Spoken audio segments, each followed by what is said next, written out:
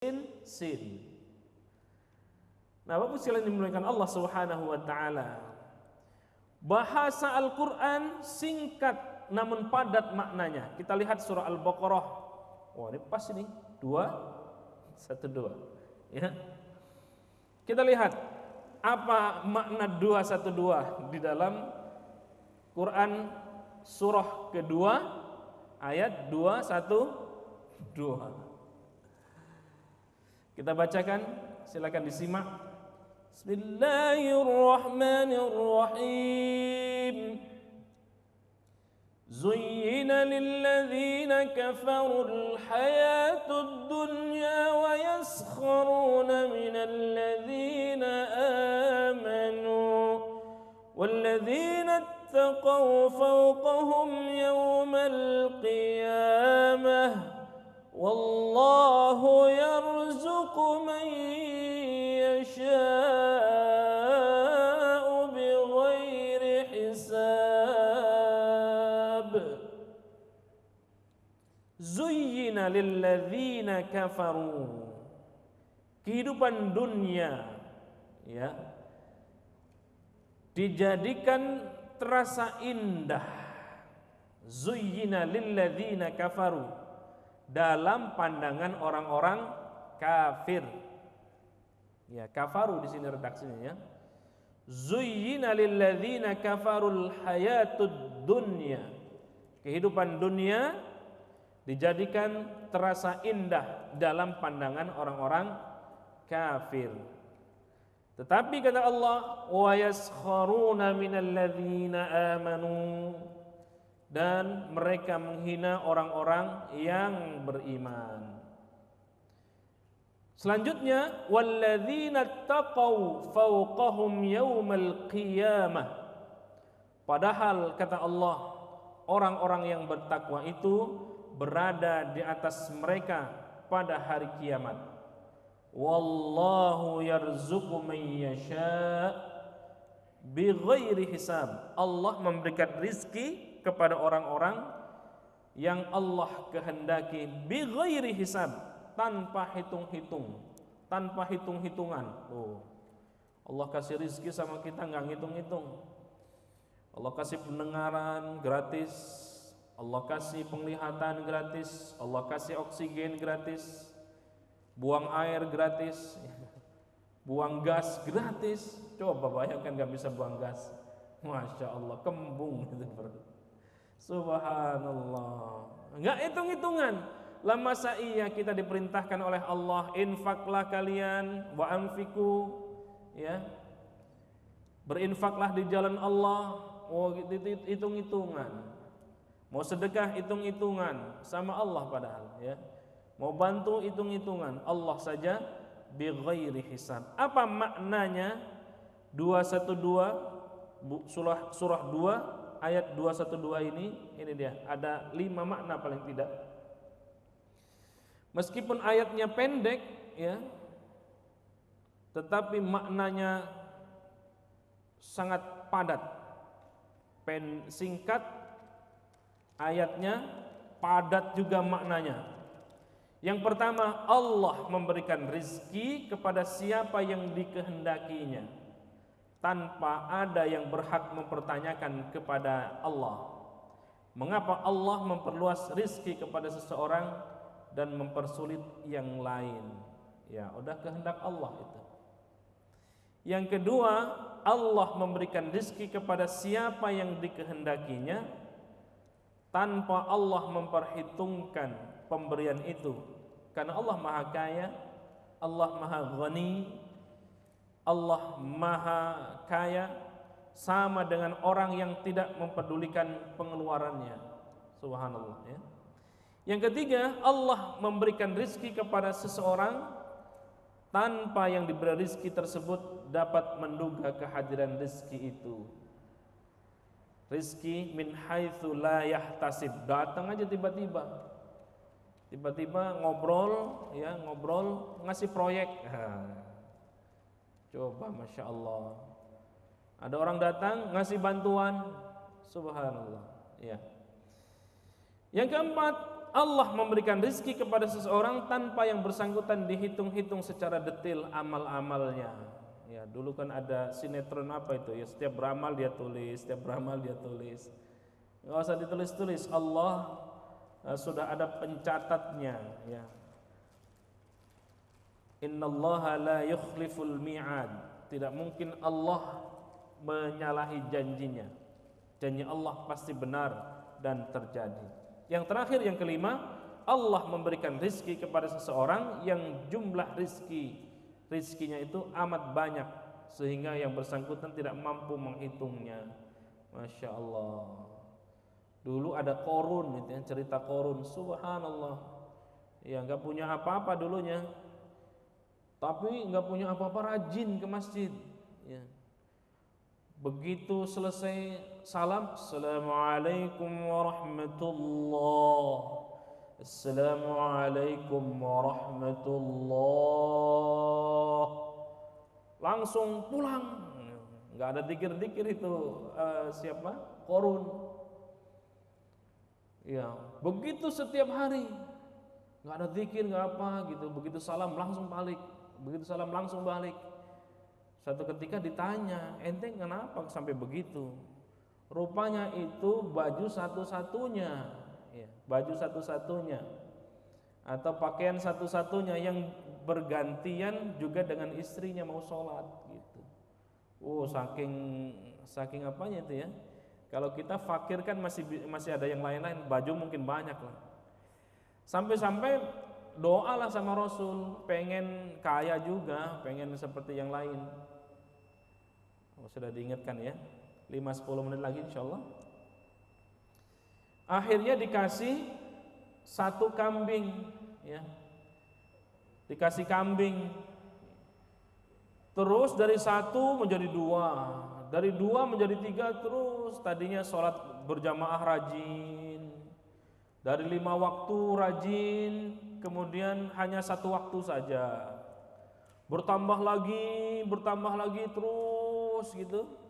Lalu kemudian sampai Jumatan doang, Jumatan banyak, setahun sekali ya, setahun sekali, habis itu enggak sama sekali.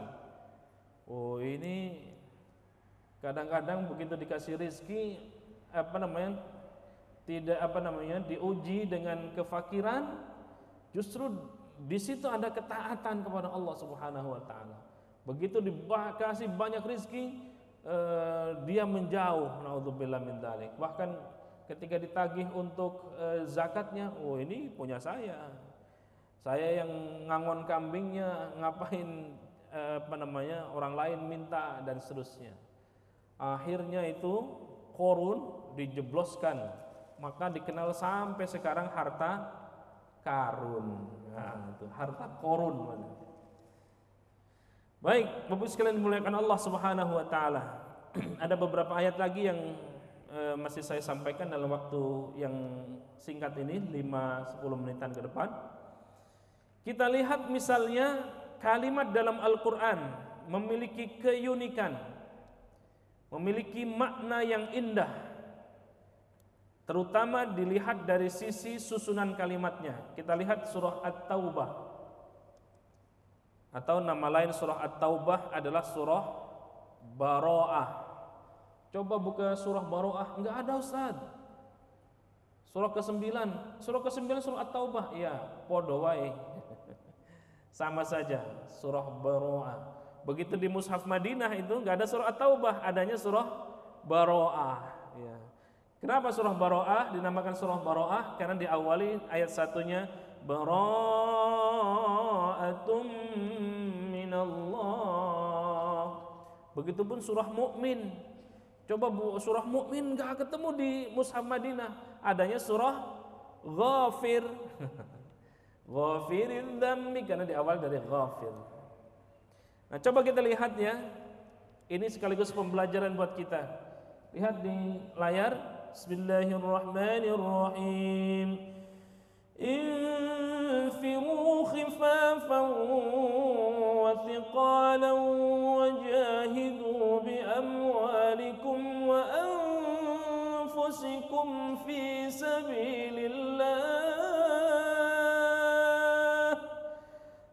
dzalikum khair,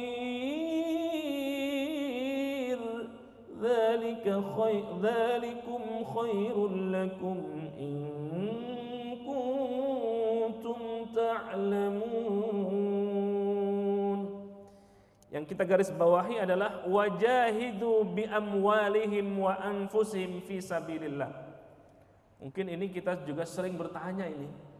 Kenapa jihad itu Allah dahului amwal dulu, baru kemudian anfus?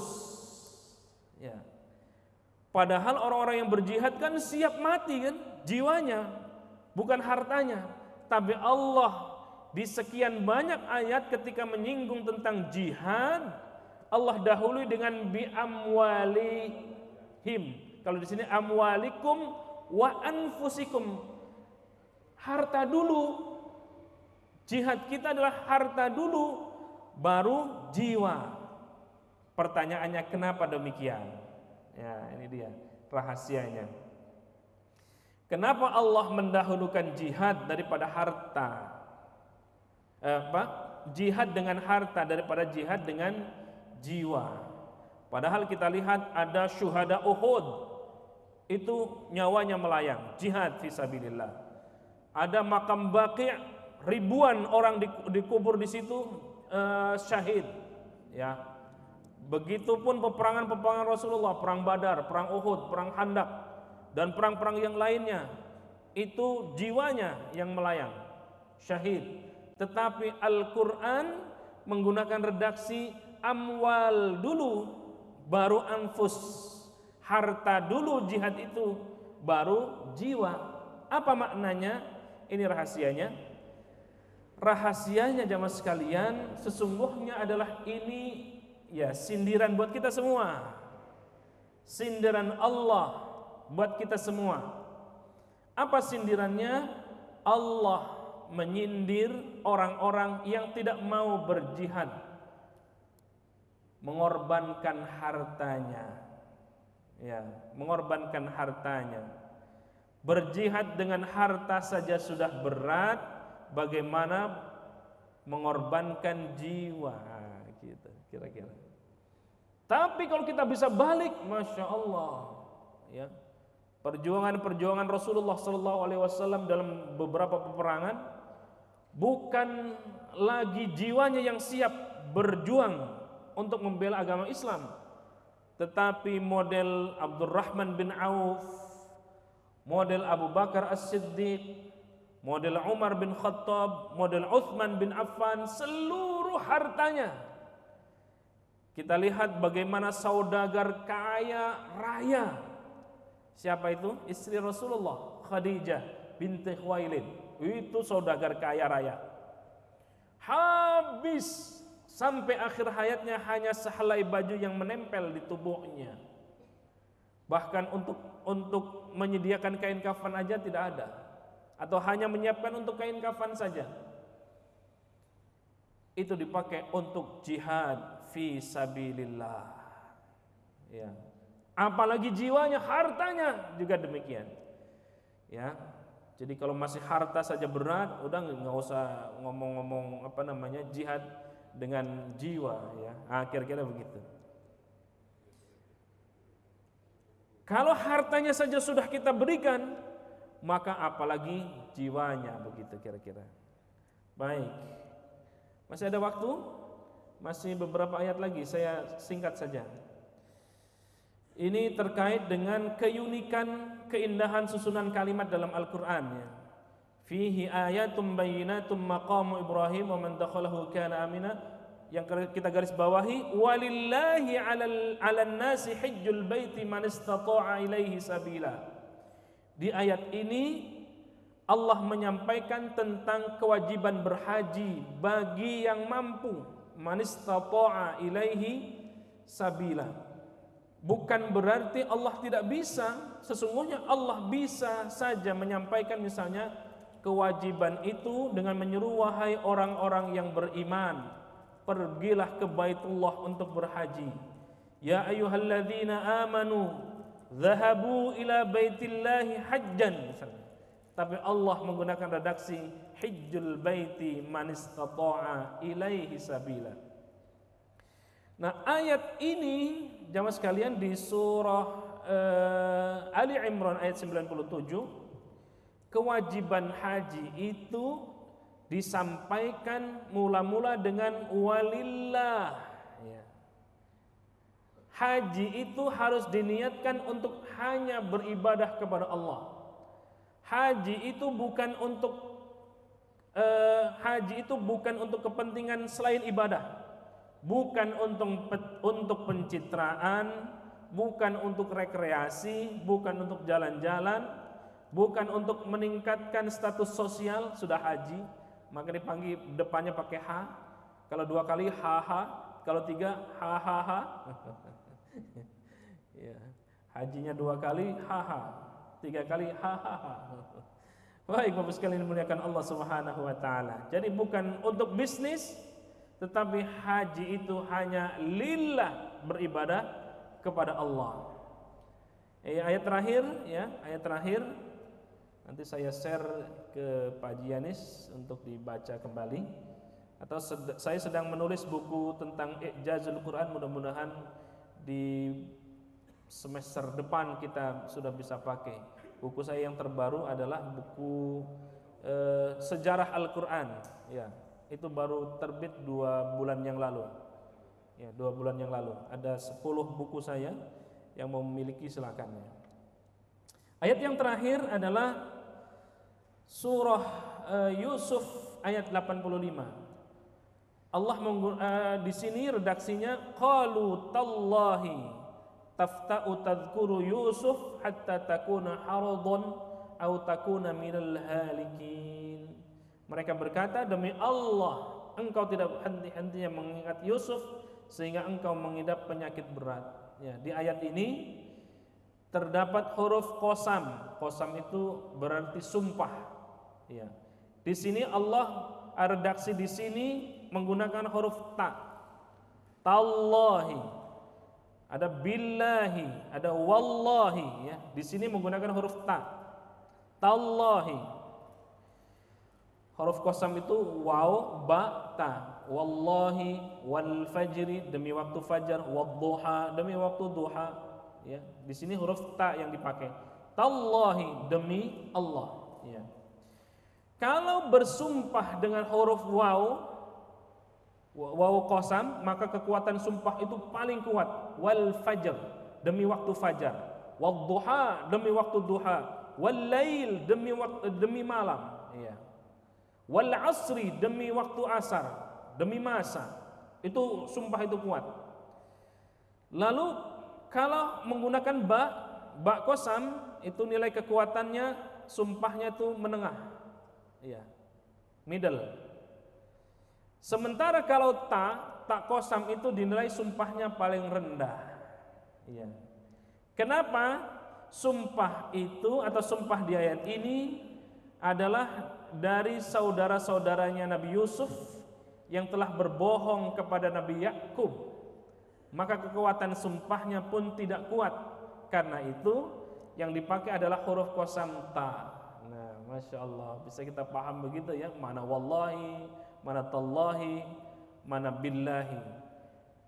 Itu hanya sekelumit pengantar saja dari sekian banyak aspek i'jaz Al-Quran dari sisi kosakata, dari sisi kebahasaan. Dari 114 surah, dari 30 juz Al-Quran, dari 6.000 sekian ayat, hanya beberapa ayat yang kita tampilkan di sini, ya. Wallahu a'lam bissawab. Jazakumullah ahsanal jaza. Kalau masih ada waktu, boleh kita ada tanya jawab. Kalau tidak, kita selesai. Masih ada yang sekiranya sudah waktu syuruk, yang mau syuruk silakan sambil syuruk, jangan terganggu. Ada 2. Bunda, ada kesempatan buat bunda 1 orang? Tidak ada. Oke, sambil jalan silakan sebutkan namanya Pak Haji dan dari mana. Assalamualaikum warahmatullahi wabarakatuh. Assalamualaikum warahmatullahi. Nama saya Hendra Siregar. Ya. Dari pemaparan tadi yang disampaikan ada beberapa pertanyaan yang ingin saya tanyakan. Pertama, bahwa tadi sampaikan bahwa tantangan untuk membuat satu ayat pun nggak ada yang mungkin bisa menyamai dengan Al-Quran. Tapi dalam perkembangan sekarang ini banyak terjadi membuat ayat tidak bisa, tapi dalam membacanya, di mana terjadi perubahan-perubahan harokat dan sebagainya. Saya kadang-kadang waktu sholat maghrib, isya atau subuh, imam itu membacanya dengan memperindah bacaan, tapi harokatnya robah-robah gitu. Nah, kami sebagai makmum itu kadang-kadang bertanya, apakah saya ini gimana dengan sholat bacaan yang salah itu? Menurut saya salah gitu. Karena saya juga coba mempelajari bacaan, terutama Al-Fatihah. Kecuali ayat-ayat lain saya juga belum hafal ya. Tapi Al-Fatihah saya coba untuk mengerti dengan harokat-harokatnya. Nah, bagaimana dengan sholat saya apabila imam memperindah bacaan, tapi harokatnya salah? Yeah. Kedua juga bahwa membuat satu ayat tidak mungkin. Tapi sekarang terjadi di media sosial ada informasi bahwa ada sekelompok orang atau saya tidak tahu siapa mengubah beberapa kata atau ayat sehingga mengubah makna dari Al-Quran itu sendiri. Bagaimana tanggung jawab orang yang membuat itu dan kita yang membaca kita nggak tahu ada perubahan gitu ya. Nah, itu yang kedua. Yang ketiga, tadi disampaikan bahwa yang pertama alat indera yang berfungsi saat hidup itu adalah telinga. Dia mengatakan terakhir pun telinga. Tapi bagaimana dengan orang yang telinganya pada saat itu dia tidak bisa mendengar, atau kita yang sudah tua karena perubahan usia dan sebagainya telinga menjadi tidak mendengar. Nah, itu bagaimana dengan faktor pendengaran pada saat kita di alam barzah nanti? Mungkin itu. Terima kasih. Assalamualaikum warahmatullahi wabarakatuh. Assalamualaikum warahmatullahi wabarakatuh. Silakan penanya kedua dulu biar sekalian. Bunda ada dari ibu-ibu? Assalamualaikum warahmatullahi wabarakatuh. Waalaikumsalam. Saya sangat tertarik sekali Ustaz dengan ayat-ayat yang dipaparkan tadi yang kita sama-sama baru tahu Ustaz, bahwa banyak mukjizat di contoh-contoh ayat yang disampaikan tadi. Apakah ini berlaku juga untuk surah Al-Fatihah Ustaz? Karena kalau kita baca surat Al-Fatihah pasti kita hafal ya. Jadi kalau kita bisa tahu mukjizat yang ada di kata-kata dalam surat Al-Fatihah itu mungkin bisa lebih berkesan. Apakah bisa disampaikan Ustaz contoh ya untuk surat Al-Fatihah Ustaz? Ijaznya gitu. Baik, dari Bunda nggak ada? Cukup ya, samping kanan saya? Nggak ada, baik. Mana yang lebih didahulukan, keindahan dalam melakukan atau tajwid? Nah, ini sering ditanyakan juga. Yang bagus adalah tajwidnya bagus, suaranya indah. Bagaimana kalau tidak dua-duanya penguasaannya? Dahulukan tajwidnya. Ya, sekali lagi dahulukan tajwidnya. Ada kalau di masjid-masjid insya Allah aman lah. Kalau di tempat-tempat umum ya, di bandara yang siapa saja bisa jadi imam. Bismillahirrahmanirrahim. Bagus bismillahnya. Begitu baca baca surah Qul huwallahu ahad, Allahus samad. Enak kedengarannya enak, tapi tajwidnya berantakan. Itu saya sering sekali makanya jangan terlalu pede kalau memang rasanya belum kita mumpuni. Ini baru belajar tahsin tingkatan ini misalnya udah pengen imam aja gitu. Ada orang-orang yang memang begitu. Ada imam khusus kadang-kadang dipegangin dia maju. Maka kriteria imam itu Masya Allah luar biasa. Harus yang alim ini menguasai keilmuan agama, fikihnya, usul fikihnya, tafsirnya, hadisnya, yang alim dulu. Kalau sudah alim, yang hafid Quran, ya, yang hafid Quran sudah tidak ada. Kalau masih ada yang tua, dia hafid, dia alim, yang tua. Meskipun ada orang alim masih muda, jangan, ada yang lebih tua, silakan. Sama-sama tua Ustadz, sama-sama alim, ya. Ya udah yang paling lama tinggal di satu wilayah itu. Ya, di Masjid Raya Asmaul Husna paling lama misalkan siapa? Sama-sama alim, sama-sama hafidz Quran, ya. Sama-sama faqih, sama-sama lama. Ya udah draw aja itu ya. Kalau sudah sama-sama lama ya. Ya silakan itu. Jangan yang masih baru-baru, jangan mengukur diri mana yang lebih alim. Berbeda ketika saya pergi ke Timur Tengah, biarpun dia sopir taksi, sambil ngapal dia. Sopir taksi, begitu imam ya bagus. Habis main bola anak-anak remaja itu imamnya bagus karena memang sudah terdidik gitu ya. Nah begitu ya. Jadi bagaimana status sholatnya? Ya Allah yang menerima. Ya, kalau kita tidak yakin, ya boleh kita memisahkan diri. Tapi kalau anggapan kita insya Allah sudah benar, karena semua makmum itu sesungguhnya ditanggung oleh imam. Maka begitu berat imam itu, termasuk imam negara itu ya, menanggung semua masyarakat bangsa Indonesia. Imam itu menanggung dari makmum yang sekian banyak. Ya, Masya Allah. Lalu yang kedua apa tadi saya lupa. Oh iya, sependek yang saya tahu, saya belum menemukan ya. Ada Al-Quran yang dirubah-rubah. Kalau penafsirannya iya. Tafsiran model tadi itu, satu ayat bisa tafsirnya berbeda. Maka ada di Indonesia ini ada Lajnah Pentashih Al-Quran. Kalau ada Quran yang kurang titik, kurang huruf, maka langsung diambil. Maka ada tanda tashih di setiap Al-Quran itu. Kadang-kadang begitu pun masih kadang lolos ya. Maka para penjaga-penjaga itu, para hafidz-hafidz Quran, kawan-kawan saya di Lajnah Pentashih Al-Quran di bawah Kementerian Agama. Begitu ya, Pak.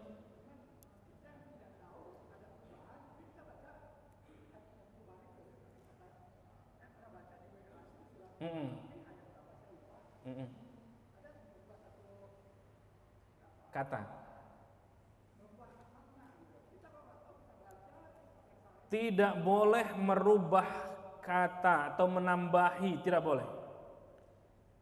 Inilah yang Allah katakan, inna anzalnahu Qur'an, inna nahnu nazzalna dzikra wa inna lahu lahafizun. Sesungguhnya kami yang menurunkan Al-Quran dan kami yang menjaga Al-Quran. Orang yang merubah teks Al-Quran itu termasuk penistaan agama. Jelas itu, bisa dikurung penjara. Dan di Indonesia insya Allah masih aman. Ada Lajnah Pentashih Al-Quran, ada perguruan tinggi ilmu Al-Quran, ada hafidz-hafidz yang menjaganya.